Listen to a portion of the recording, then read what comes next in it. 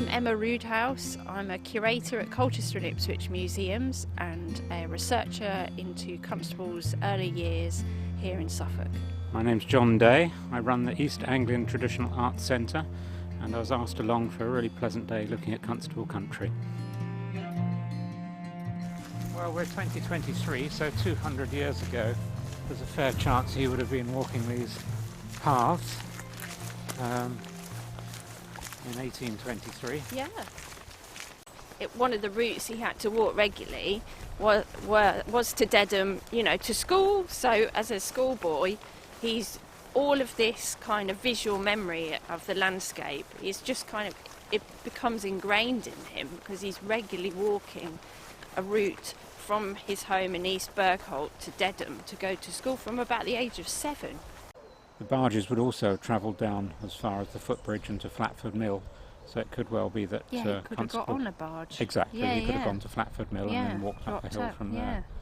But he came to school in Dedham, and it's now called the Old Grammar School, and it's on the corner of the lane that leads up to the recreation ground and park, near the War Memorial, opposite the pub, the Duke of Marlborough. And I'm now raking up my memory, but is it Grimwade who was the headmaster? Yeah, Dr. Exactly. Dr. Grimwade is not a headmaster that you'd want to sit outside his office for very long, is it? Quite a scary name. But I think actually the first school that Constable attended was in Lavenham, but he was pretty poorly treated. It was not a very nice system there, and older boys would pick on the younger ones. So his parents got him out of the Lavenham school and into Dedham, and from about the age of 7 he would have walked, from East Bergholt to Dedham. And Grimwade, by all means, seems to have been a sympathetic headmaster, and refers to Constable as being sort of a bit daydreaming about painting and artworks. And there's a portrait of Grimwade, isn't there? There is in the Colchester collection, which shows him. And then when he's at Dedham Grammar School, his headmaster says that Constable is not really paying attention in lessons, and he's sort of dreaming about being in his painting room rather than maths or whatever they were doing. Squirrel. There's a squirrel. Yeah. Always got to have squirrels. Constable painted a whole series of views of East Bergholt, didn't he? He did, and towards East Bergholt House where he was born, but also towards the rectory, because that's where Durand Rudd, the rector, lived. But he was the grandfather of Maria Bicknell, who was to become Constable's wife. But it was a very protracted, drawn-out courtship, because he wasn't really approved of by the rector, and took many years, many letters between the two of them, and it wasn't until Constable's father passed away in 1816 and Constable could financially be independent enough to then say, we've now got the opportunity to marry, and then that's when they married in the October of 1816. So, even though Constable's family were of a wealthy background, was it more the industry that they were involved in wasn't approved? I think it was Constable's, his profession as an artist. It wasn't necessarily seen as somebody who would be financially secure enough either, and not entirely approved of at the time. I guess in the correspondence between Maria and John, there's a lot of John's artistic thoughts, get put in those letters to Maria, and he declares his love of the landscape, and that between his love of his future wife, the only other mistress he has is the landscape, where he has to be out drawing and painting in the fields, and he'll quite often apologise that he hasn't written enough letters to Maria because he's been so busy out and about sketching and drawing. When they did get together, would she stay down in London? Would she ever come back in the summer when Constable came to paint? No, she generally lived in London. I mean, she was having children from pretty much early on in their marriage. So I think having to travel with young children at that time wasn't always easy. But he did bring his family back, to the area that he was born in. And even later on in his life, he brings his children back to East Bergholt to introduce them into the places that he loved. But the family house in East Bergholt had been sold by the time Constable was married with children, so one wouldn't really expect him to come back once his parents had died, because at some stage he'd had quite a tribe of children and it would have been a big operation to bring them back.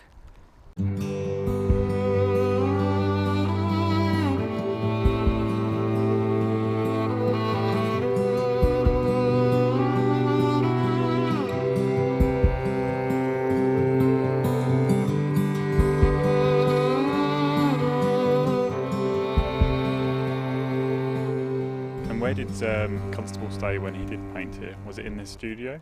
Or was that an unknown? In the early days, he would have stayed with his parents up till 1816, and then after that, his brother had a cottage, as we know, down at Flatford. But his studio is still there, so that's Constable's studio, which is in the village. So, but I think there was less of him travelling up and staying for really extended periods of time from 1816 onwards. So but he had relatives as well in Colchester, so that's another location where he does go and stay with the Mason family in Colchester. Their house was just near St Mary at the Wall, which is now the Colchester Arts Centre. And he does a number of sort of sketches of that area and the historic walls as well. So, there was a network of Constable family and relations that he goes and stays with in the local area. There's his Aunt Patty, Stoke-by-Nayland. It's an interesting question though, because he did come up for summers and spend quite a time here. Yeah. There's lots of sketches, 1818, 1820. Yeah. But I think he's got the studio, because that still remains, within the family. So, and Dunthorne Senior was here, and then Dunthorne Senior's still here. There was a Dunthorne Senior and Junior. Sometimes call the younger Johnny. That's right. Because that's how Constable refers to him in letters. We think that Senior was one of Constable's major instigators to make him become an artist, because they had interesting, parallel interests.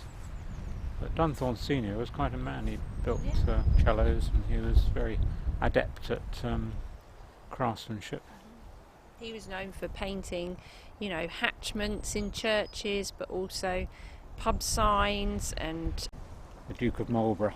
John Dunthorne painted the pub sign, and Constable's mother writes to John when he's in London saying, Dunthorne's done a grand job of painting the Duke, as they refer to him. Yeah. I'd love to know where that pub sign is now. Can't find a picture of it. But yes, Constable's parents weren't terribly sure about him at first, but I think his mother came round to him in the end.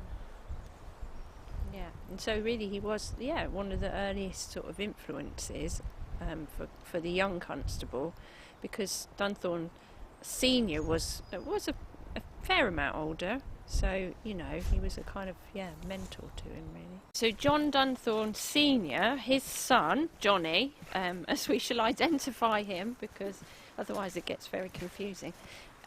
He became Constable's only studio assistant, so he was the person who got quite involved in mixing his colours and preparing his canvases and all of those sorts of things. And unfortunately, he was an artist in his own right, and he had works that went to be displayed at the Royal Academy shows. Unfortunately, he died fairly young, so it was a real shame, because he could have probably helped to establish himself as an artist in his own right, rather than as Constable's studio assistant. Who was Willie Lott in the larger scheme of things? Willie Lott was a farm worker, and he was famous for having lived in his cottage, or his house as it's known, all his life. And it's believed that he never even went to London or travelled much. So he's an interesting character for East Bergholt history. And it was the place that Willie Lott lived at, which is now known, we know it as Willie Lott's house at Flatford, was a location that Constable himself obviously was very familiar with and started sketching and painting it from as early as 1802. And it's the view we now know in the Hay Wain, which is a much more famous painting from 1821.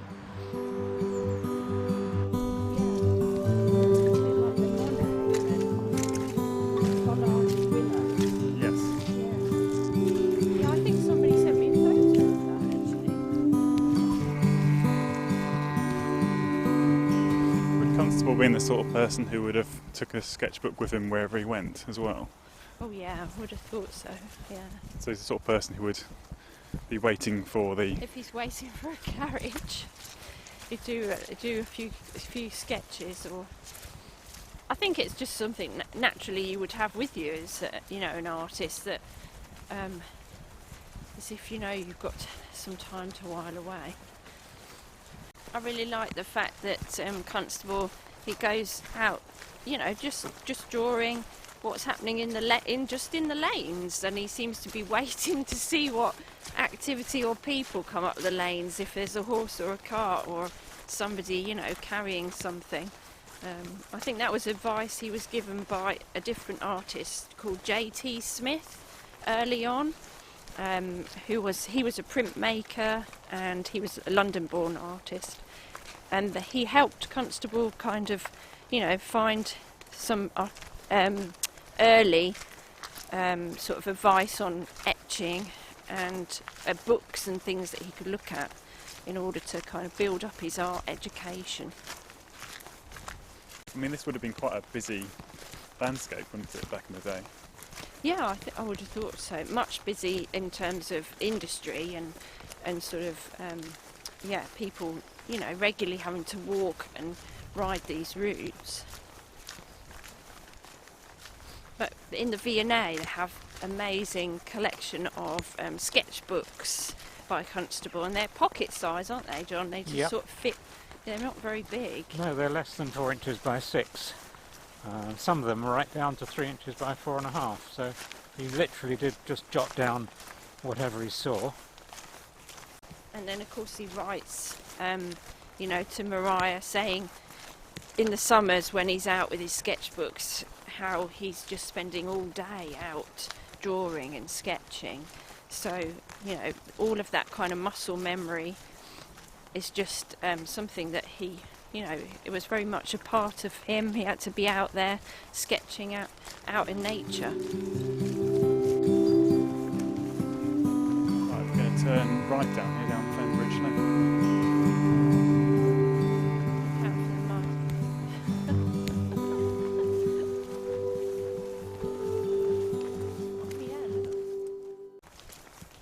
So we're now approaching sort of the area where the cornfields paintings were considered. Yeah, the cornfield, was the first painting by Constable to enter a public collection, the National Gallery, and it was acquired after Constable's death. They raised the money through subscriptions to basically make sure that there was a painting by him in our national collection. And it's interesting to read who contributed to that sort of fundraising and campaign, and that includes people like William Wordsworth, and also his own family. So there's it's kind of interesting list on there. And that most people will probably think it was the Hay Wain that entered the sort of public collection first, but actually it wasn't until much later. Often, for kind of the Impressionists and artists that came later on, they really enjoyed these looser paintwork and sort of and he rough. built up texture on on the canvas as well, didn't he? Yeah, impasto, they like to call that in art terms. So, yeah. Quite often there was a ground put down first onto the panel, and that controlled the tonal quality of the painting. Yeah, there was an exhibition called Lake Constable at the Royal Academy fairly recently, and you see, that kind of thick paint applied on. It went close up onto the canvas. It's really very modern, I think people were quite amazed by that.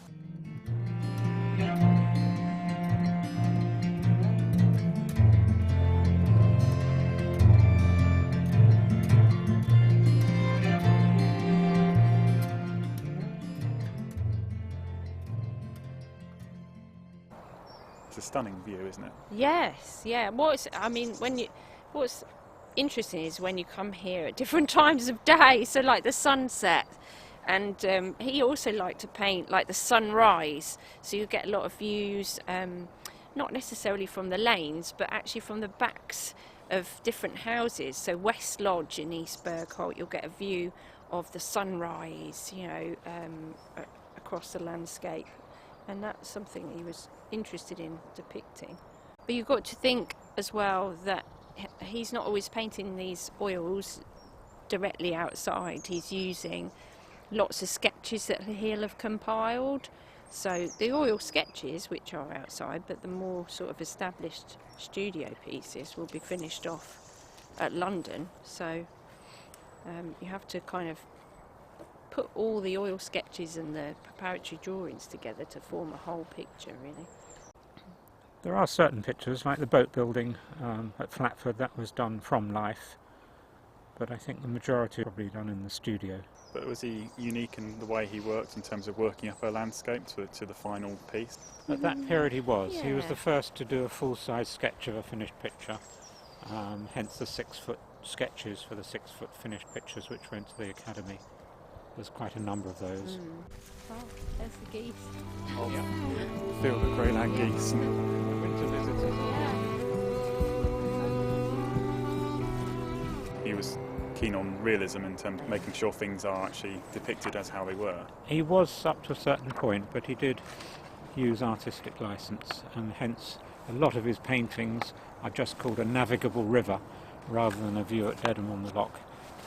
He didn't commit himself terribly often. I think people criticised that some of his viewpoints were not strictly accurate from a topographic point of view, so he got that. Many of his pictures are Summerland, they're just general titles, so that he can't be accused of not being topographically accurate. He was also fighting against the traditions, in the sense of, the romantic landscapes that you should paint are, at the time were like the Lake District, and, this wasn't the quintessential location to paint.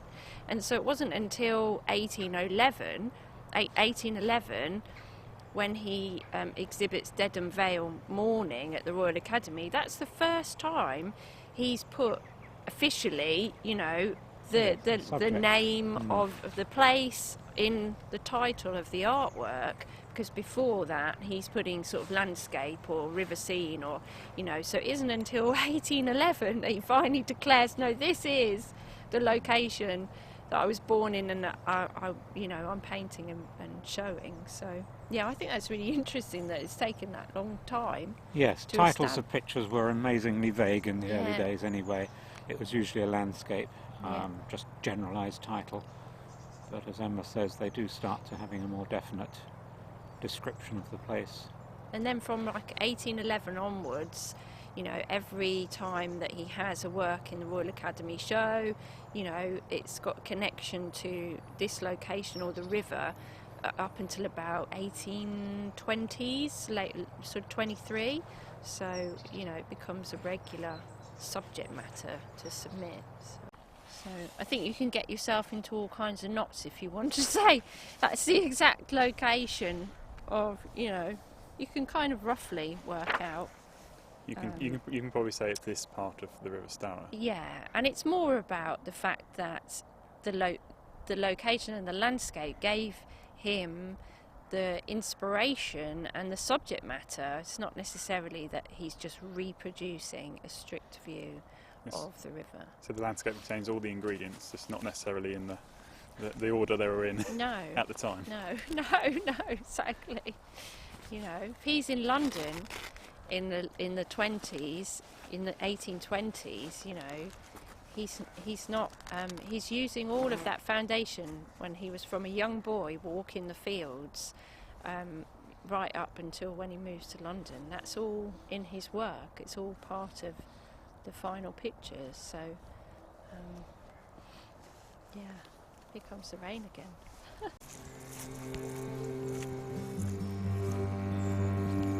Morning. Is it too bad going to Dedham, or is it just dry? Well, we're not coming back. That was a bit wet. Lovely, thank you. This painting of the Ascension by Constable is about 1821-22, and it was originally painted for a church in Manningtree, but that church got demolished, and it then went up onto a different church, but they opted to, they needed their heating overhauling, so they put it up for a possible sale. Fortunately, the Constable Trust formed to fundraise and buy it to save it for this location, and they had some conservation work on, so we're quite fortunate that the Constable Trust saved the painting, so we can still enjoy it today here in Dedham. And portraits of any description, large ones, it's very difficult to get them on eye level because they were designed to be hung fairly high, and the foreshortening of the body and arms and hands is geared up towards that. So it is nice to see it in actual situation in Dedham Church. Not many people would know that Constable did church commissions, would they? No, it's an unusual sort of aspect to his career, but it's really interesting because there were sort of 3 church paintings that he undertook as commissions. One at Brantham, which is Christ blessing the children. Another one at Nayland, Christ blessing the elements, and the Ascension here in Dedham. And I think it's they were kind of essential to being helping with his profession, so they were paid for commissions, often engineered via the sort of family members that lived nearby. So in Nayland, his aunt lived nearby and helped him get that commission. They are. The Ascension artwork is, at the time he's painting that, he's living in Hampstead in London, and he's very interested in painting the skies and the weather and what's happening. So I think that comes across in the Ascension painting, because you've got this fantastic, representation of clouds and Christ rising into the heavens. But I think you could do a study on Constable in the Anglican Church.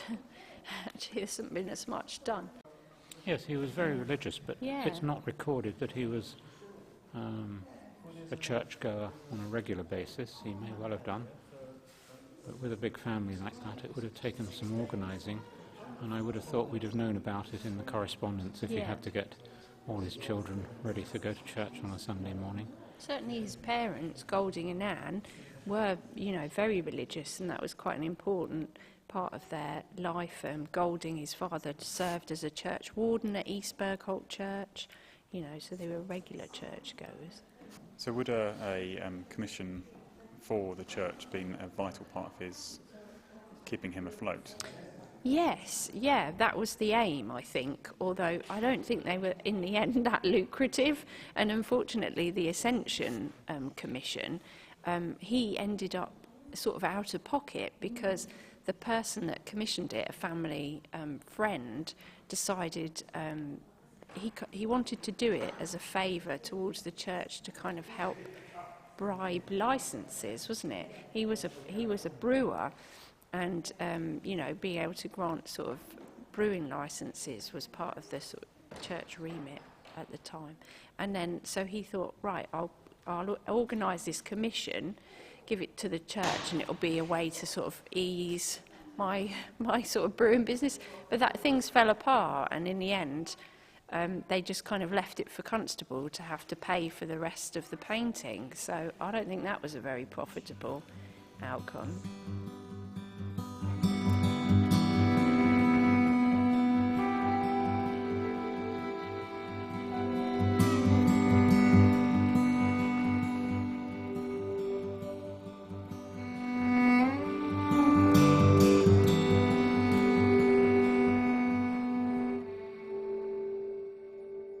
Up to the early 1800s, Constable was a little bit pressurised to do more portrait work for local people and elsewhere, because that was the earning part of being an artist. Landscapes, you had to be quite famous to make a good living out of being a landscape painter, and he was still learning the ropes in those days. But he did, in fact, settle to be a landscape painter rather than a portrait artist, and that's to all our benefits. Definitely. Didn't he survive for a long time on allowance as well? Yes. So the family money, I think, helped, but also, these sort of local commissions. Again, in the Ipswich collection, there is a group portrait of the Cooper sisters of Stratford St Mary, and you can see the church through the window. And these were kind of local, ways to get a bit of money, and should also prove to his parents, look, I could be a professional artist, I can make money at this sort of thing. But I don't think they were really where his heart was, and you can sort of tell the difference between the people he really has a connection with and enjoys painting, and those that he's just doing it for money. Did you do some work at Salisbury as well, didn't you? Yes, that's slightly different. Yeah. In the Bishop of Salisbury and the Bishop's nephew became his, good friend. So he sort of going to Salisbury to paint the cathedral, but also because, he had kind of friendships there as well. So they weren't really kind of like in the same vein as church commissions. I wouldn't put them. Salisbury he went 1813, but then went back in 21 and spent a lot of time there. Salisbury became quite a major source of friendship and also a good commission. There were several large oils of Salisbury which were paid for by the bishop. And the artist tools, or the trade, tools of his trade at that time, how expensive was it for oils and all the materials he needed? Was that quite expensive outgoing? It would have been for the oil paints. Some of the colours were terribly difficult and expensive to obtain. Some of the blues had to be ground and mixed. But in general, I think it wasn't probably till the 1820s, when he had the money anyway, that he was using a lot of paint. So that was a good thing. So that probably reflected in his style in a way as well, maybe? Possibly. A bit more sparing and less texture. Interesting. Yeah, maybe. I don't know. Let's be up for debate.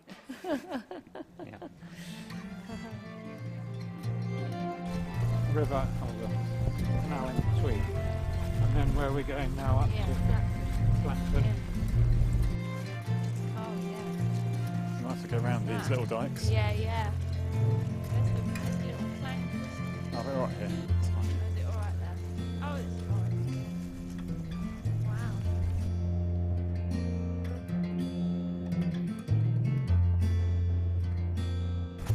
Is it around this is the sort of setting for the Leaping Horse pictures, isn't it? Dedham Lock and Mills, more towards there, isn't it? I think it's further in a bit.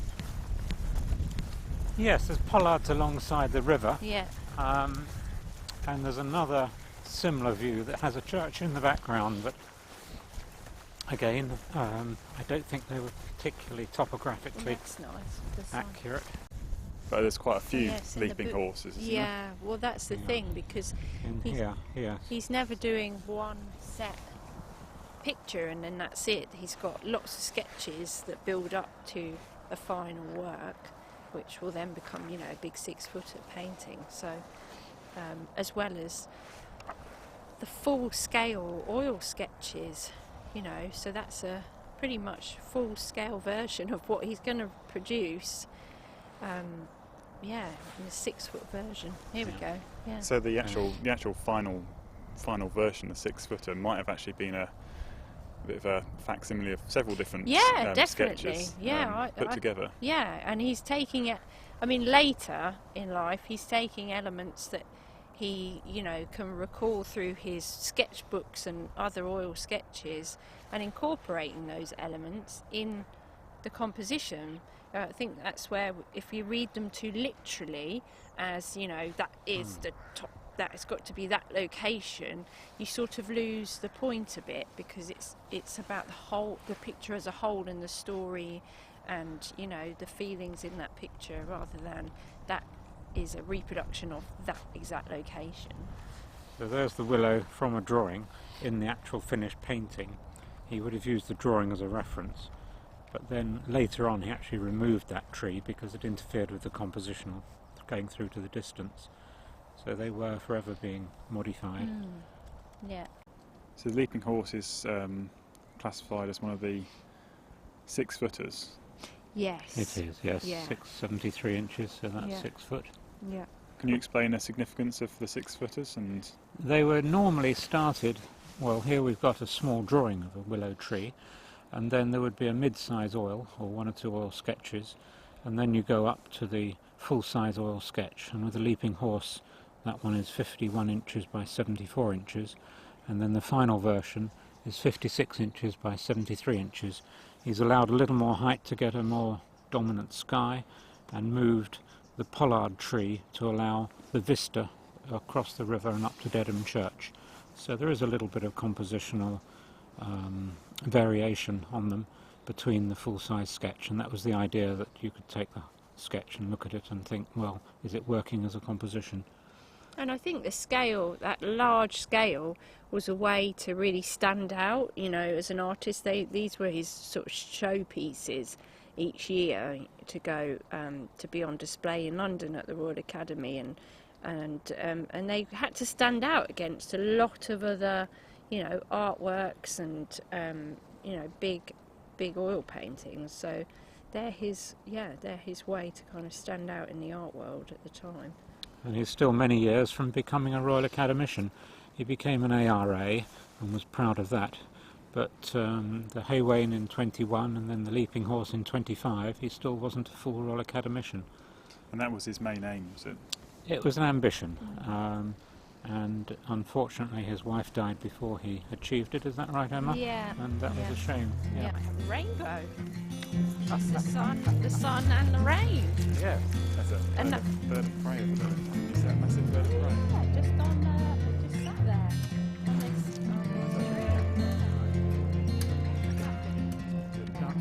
Are you talking about a rainbow? And look behind us now, then. Yeah. Oh, look! Yes, there we go. Oh, that's fantastic. Yeah.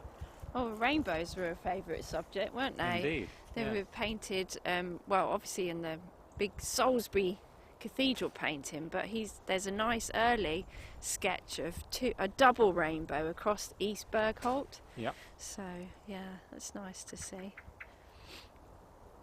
And it's gone. It's gone, yeah. It'll Yeah. come back, yeah. I think we were talking a little bit off mic earlier, but about how the landscape has changed. You were saying back in the day of Constable it would have been more wooded. I believe so, yes. Certainly his pictures show it more heavily wooded. So what wildlife featured in Constable paintings then? Well, obviously bird life, so we've got more hens, and there's a kingfisher that features in the Millstream painting, just sort of hovering above the water. Yes, Yeah. he makes a feature of a moorhen taking off, which is very good. He's running on the water. It's a very good bit of observation. Horses, working horses, obviously, you know, form a part of paintings around the loch and along the river. So the Leaping Horse, I suppose, being one of the most famous. Yes, the barges Yeah. would have been horse-drawn, and the pathway, the towpath, changes sides of the river. Sometimes it's on the north, sometimes south, and the horse was trained to jump onto the foredeck of the barge and cross the river and then jump off on the other bank. And then the Leaping Horse is leaping one of the fences that has to run down to the river to stop the cattle wandering. So the horses had quite a good range of skills to operate in those days. And the Constable family themselves were, they had a sort of menagerie of dogs and cats and, you know, in their domestic pets, as it were, because they crop up in their name. The names of them crop up in the family letters. So I think his brother, younger brother Abram, had a dog called Pickle, yeah, all sorts of things like that. Yes, donkeys on the heath, Hampstead Heath. There's donkeys on the heath, and obviously horses and carts appear a lot. I don't recall any carriages and horses. No. Oh yes, there is. There's one looking down from Hampstead toward London. You see the back of a carriage going with St Paul's in the distance. Yeah, small. He was known as the natural painter, wasn't he? Yeah, I think it declares that very early on, that he, there's room enough for a natural painter. That's right. And that's in 1802, yeah, when he has his first sort of just display of an artwork in London at the Royal Academy. And you get that impression that his love for the natural environment, he really does come through in his paintings, and that's sort of what influenced him to really capture the essence of this whole area. Yes, yeah. That he has a real love for the natural environment, and making those observations, but they also reflect, his feelings and emotions. I think it doesn't need to say about the sky being the chief organ of sentiment. In the early 1820s, he was doing sky study after sky study just to capture the effects. And he knew from the early Dutch artists that the sky was very important to the composition of a picture. So probably by 1825 the whole picture was like an orchestra coming together really well. All the different sections were playing their part. Mm-hmm. And he spent a lot of time working on the skies. Oh yes, yeah, and often changed them. You can see there's changes in the skies between the working up sketches and then the full-size sketch and then the final picture. There's often changes in the sky. He even comes up with his own sort of terminology for it, saying that he's skying, which is, his paintings of the sky. So.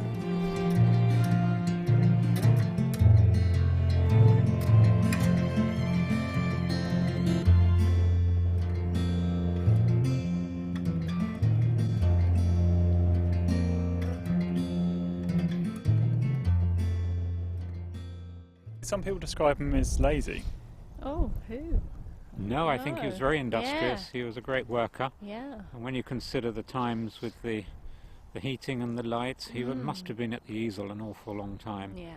When Dunthorne came along, he helped him by laying out the palette and things. That helped. But when you think of the number of major pictures he painted, he was industrious.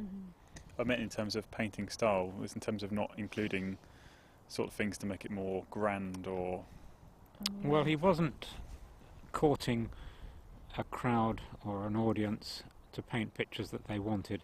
I think it's fair to say at some early stage he decided he'd paint what he wanted to, and they would have to come to accept it. Now and again he bends and you can see a picture which is more commercial than others, but in the main he was painting for his own satisfaction and waiting for the world to catch up. I think it's fair to say in about 1820 was the watershed year. 21 was the exhibition with the hay weighing, and then the French interest, Arrowsmith. Yeah. He was trying to buy paintings from Constable and offered him a deal on the hay weighing, which didn't come off to start with, but then it was put with other pictures and there was a deal done, and then they got taken to Paris. So I think probably that was the start of his international recognition. And at one time there were more important paintings being sold in Paris than in London, so he was adopted in France and then became something of a seed for some later Impressionist artists. So why did he struggle so much to be sort of mainstream in the UK at that time? I think because his style and his freshness was not really acceptable, and we're still in Georgian times. And when you think it's a fairly austere brown time, then he was a revolutionary. He was bringing something from the end of the 20th century and plonking in 1820, and they weren't ready for it. He was accused of putting snow on his branches and things like that, which is when he put dew on the trees. But he really was a revolutionary from that point of view. Yeah, I think the use of the kind of lighter colours and the thicker paint, certainly in later works, was quite groundbreaking in his approach to that scene of landscape, and it just wasn't. It was quite shocking for people. They couldn't really quite see it as yet, but you know, he wasn't straight off the bat, like, you know, into London. You know, he was a little bit older than, say, people like Turner, in starting his art education as well. And although in 1802 he declares his manifesto, which is really to be a natural painter, it takes many years of kind of building that reputation up, and, you know, really knocking against some of the art establishment to get a academician status.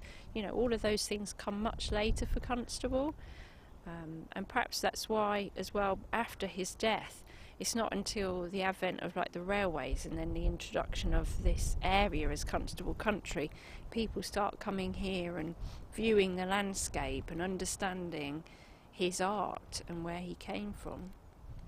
Yes, there was a revival of interest in Constable in the 1920s, and in fact in Old English life as well. You get the Tudoresque replica buildings and things like that, but the travel had opened up tremendously with the use of private cars, and I think Dedham High Street in the 1920s would still be busy as it is in the 2020s.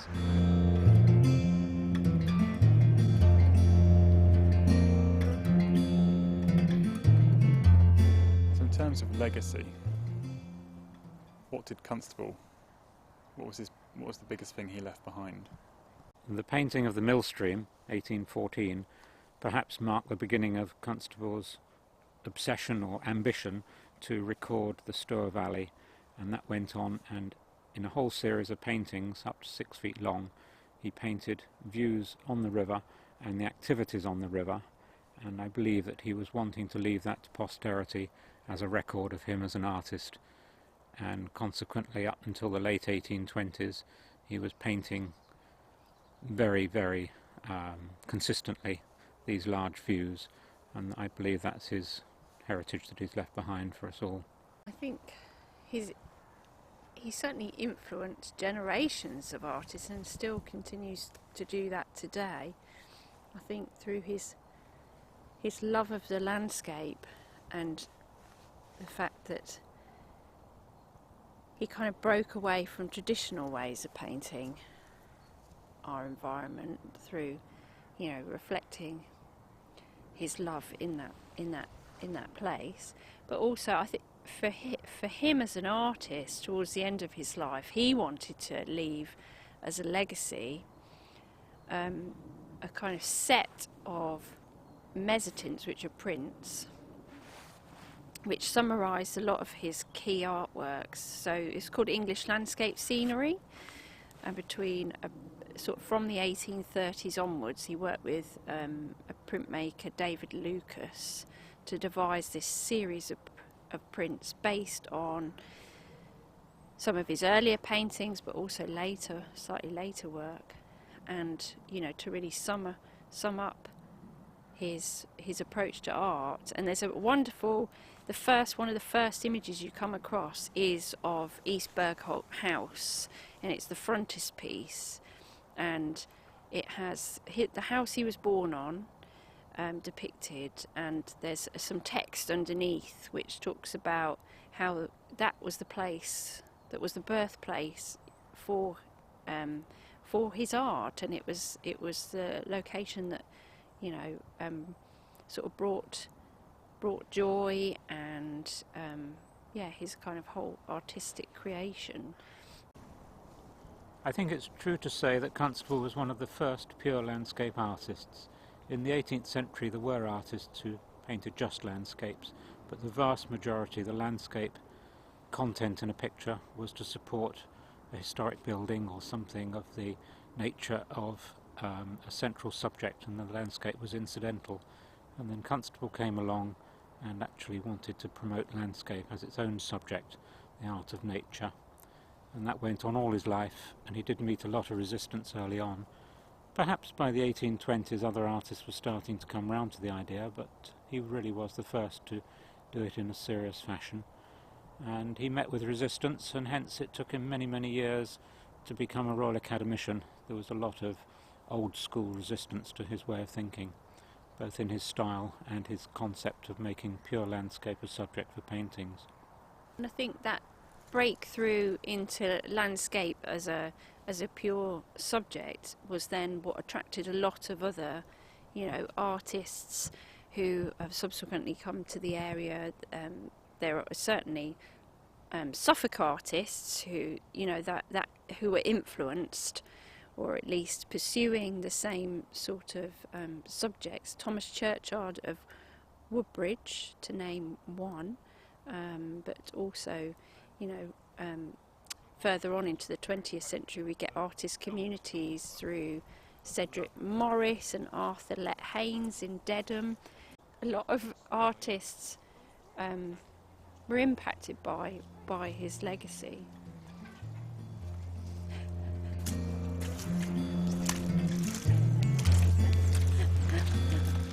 Lovely place, stuff.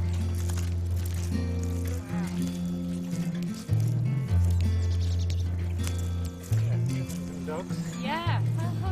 Can't see any cattle hooves. No.